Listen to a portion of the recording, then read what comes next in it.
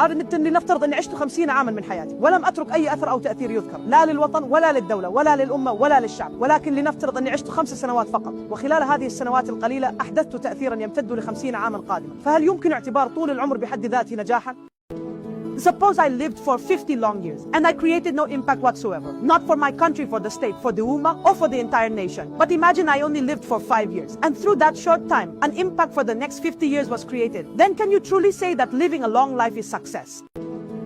मान लीजिए मैं 50 साल जिया, मुझसे कोई प्रभाव नहीं पड़ा देश, राष्ट्र, उम्मा, जाति के लिए, लेकिन अगर मैं 5 साल जिया और उससे अगले 50 सालों का प्रभाव बने तो क्या ज्यादा जीना सफलता है?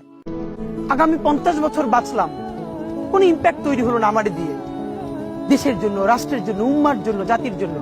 কিন্তু আমি ধরেন 5 বছর বাঁচলাম, সেটার মধ্য দিয়ে যদি আগামী 50 বছরের ইম্প্যাক্ট তৈরি হয়, তাহলে অনেকদিন বেঁচে থাকাই কি সাফল্যের বলেন?